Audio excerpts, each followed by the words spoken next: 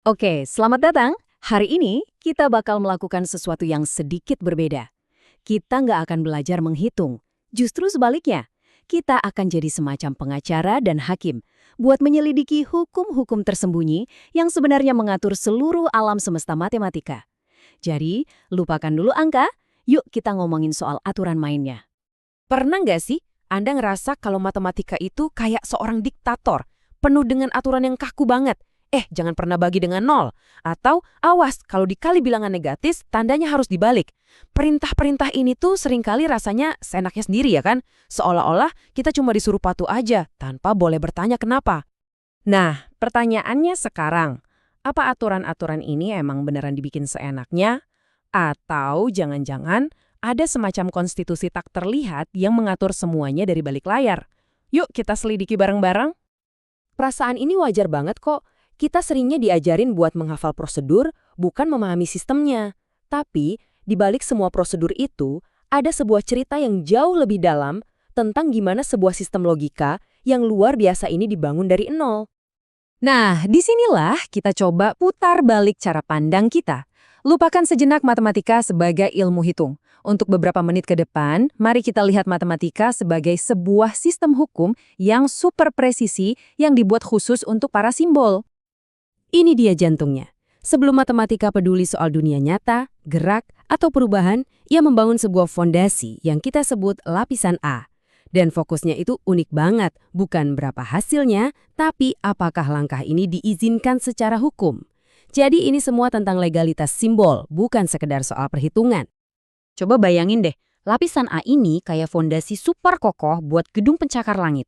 Sebelum kita bisa bangun lantai-lantai yang rumit di atasnya, kayak kalkulus atau fisika, fondasi ini harus benar-benar solid, konsisten, dan nggak boleh goyah sama sekali. Tanpa fondasi ini, seluruh bangunan di atasnya pasti runtuh. Dan kutipan ini, ini merangkum semuanya dengan sempurna. Dunia nyata di sekitar kita boleh aja kacau dan nggak bisa ditebak, tapi di dalam alam semesta matematika, para simbol wajib taat hukum. Di sini, konsistensi adalah raja. Oke, sekarang mari kita buka kitab undang-undang matematika ini. Apa aja sih pasal-pasal fundamental yang membentuk fondasi hukum simbolik yang kokoh ini? Ini dia 4 pilar utamanya. Aksioma itu kayak kesepakatan dasar yang kita terima aja kebenarannya. Definisi itu yang memberi nama dan identitas pada setiap simbol. Identitas adalah pernyataan yang udah pasti benar karena struktur internalnya sendiri. Dan teorema adalah kesimpulan logis yang nggak bisa dihindari kalau kita patuh sama semua aturan mainnya. Ini contoh yang sempurna banget. Aturan A plus B sama dengan B plus A itu benar bukan karena kita bisa nuker posisi dua buah apel. Bukan. Dalam dunia lapisan A, ini benar karena hukum yang kita sepakati dari awal memberinya izin untuk ditukar. Ini murni aturan permainan simbol, bukan cerminan dari dunia fisik. Coba lihat betapa spesifiknya hukum yang satu ini.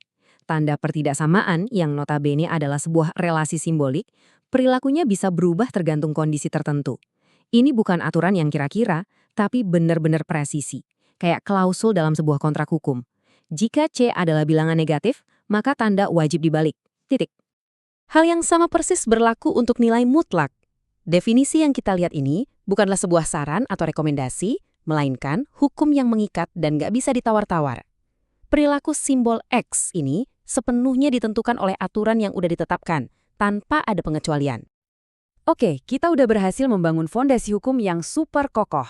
Nah, sekarang mari kita lihat gimana fondasi ini ternyata memungkinkan kita untuk membangun struktur yang jauh lebih kompleks dan powerful di atasnya, yaitu kalkulus. Mungkin Anda sekarang berpikir, oke, saya ngerti, aturan yang konsisten. Tapi apa gunanya sih semua hukum simbol yang abstrak ini di dunia nyata? Nah, justru disinilah kekuatan sebenarnya dari semua ini mulai kelihatan. Di kalkulus, terutama pas kita berurusan sama limit, kita sering banget ketemu bentuk 0 dibagi 0. Nah, menurut hukum dasar aritmetika, ini kan operasi yang ilegal, nggak terdefinisi. Jadi apa kita mentok di sini aja? Oh, tentu tidak. Jawabannya ada di mana? Tentu saja di kitab hukum lapisan A. Kita memang nggak diizinkan untuk membagi 0 dengan 0 secara langsung. Tapi kita punya izin hukum untuk melakukan manipulasi simbolik lain yang sah. Contohnya, dengan memfaktorkan X kubik min 8, kita bisa secara legal mencoret bagian yang bikin masalah.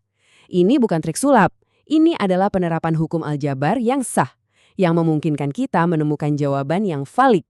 Dan ini semua membawa kita ke salah satu pencapaian terbesar dalam sejarah matematika, teorema dasar kalkulus. Hubungan yang super elegan antara turunan dan integral ini hanya mungkin ada dan, yang paling penting, bisa kita percayai karena seluruh fondasi hukum simbolik di lapisan A itu begitu kokoh, konsisten, dan sama sekali nggak bisa diganggu-gugat. Oke, sekarang kita bawa semua ini keluar dari dunia abstrak matematika. Mari kita lihat gimana struktur hukum yang super ketat ini justru menjadi alat paling ampuh yang kita punya untuk memahami dunia nyata di sekitar kita. Kenapa sih kita bisa percaya sama model matematika untuk merancang jembatan yang nggak akan runtuh atau bahkan untuk memprediksi cuaca? Jawabannya adalah karena model-model itu dibangun di atas sistem simbolik yang hukumnya nggak bisa dilanggar. Keandalannya datang dari konsistensi fondasinya. Ambil contoh kurva peluruhan eksponensial ini. Konsep ini, yang akarnya ada di hukum kalkulus yang berdiri kokoh di atas lapisan A, ternyata luar biasa akurat dalam memodelkan banyak hal, mulai dari peluruhan zat radioaktif sampai pertumbuhan investasi di pasar modal. Kekuatan prediktifnya itu lahir dari ketaatan pada hukum matematika. Jadi ini dia poin utamanya. Seluruh pencapaian sains dan teknologi modern yang bergantung pada matematika pada dasarnya itu berdiri di atas integritas fondasi simbolik yang abstrak ini. Tanpa hukum yang jelas dan konsisten di lapisan A, semuanya itu ibarat membangun istana megah di atas pasir. Jadi, saya mau tinggalkan Anda dengan pertanyaan ini.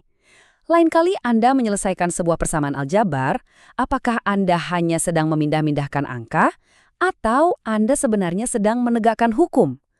Anda bertindak sebagai pengacara sekaligus hakim di dalam sistem hukum paling murni yang pernah diciptakan manusia. Perspektif yang menarik, bukan?